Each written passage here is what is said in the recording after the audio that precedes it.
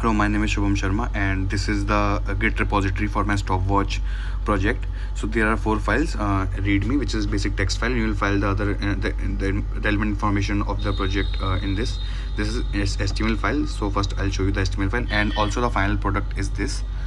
You can see like it's working condition is good, and yeah, you can see it the way it has been asked. So if we go here, you can see that this is the HTML file. I have taken the from the font awesome. I have taken all the icons like play, pause, and reset and everything. And this is the basic. I would say the like I have connected like I have added the CSS file here, and this is the basic syntax. So you can see here there are two divisions that have been created. First, the stopwatch control and timer screen. Timer screen I have given 0000 as the beginning, and after this there are three buttons have been added into a different division: button control, button pause, button start, and button reset. In this, and the division has been closed, and the script JSS has been included here in the script tag. So now we'll go to the JS script. I'm telling fast because the time limit is 5 minutes. So script JS is here. This is the main working part of the project.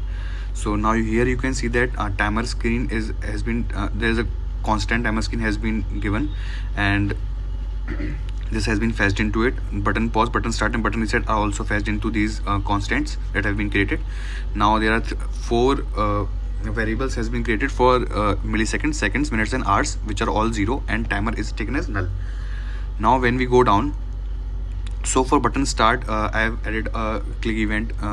So add event listener, in which on clicking on the add event listener, if timer is not null, then the interval stops as it is, because in the project it is given that it should stop and start from exactly where it is.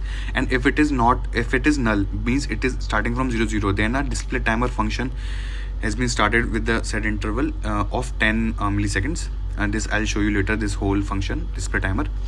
Now for button pause, it's simple. On clicking, it will initiate clear interval, which will stop the stopwatch where it is, for the pause button obviously.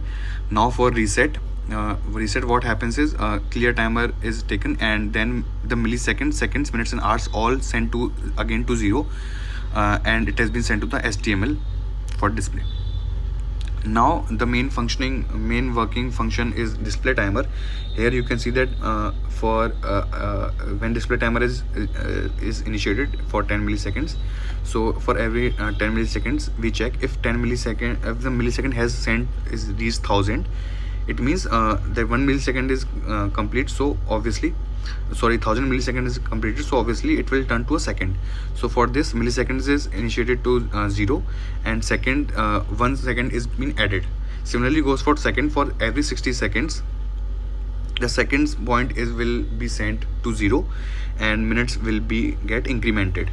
Similarly for minutes, for 60 every hour has been incremented, and minutes is incremented to 0. So this way the display timer works. Now we'll come down. So this is used for the displaying in a correct manner and form.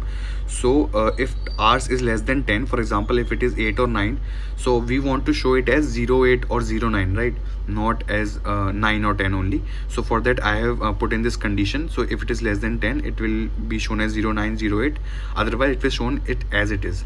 Similarly goes for minutes. 0809 will be shown through this if it is less than 10, otherwise it will shown as it is. Similarly goes for seconds.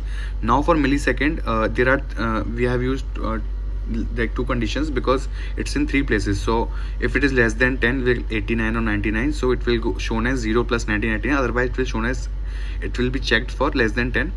If it is, then 2 zeros will be added for tens place and hundreds place, and then if not, then milliseconds will be seen.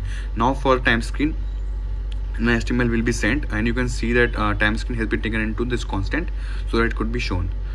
Now the basic styling has been done with CSS. This is pretty much simple only. The timer is like basic styling, you can see height, weight, and everything. So I've used flex so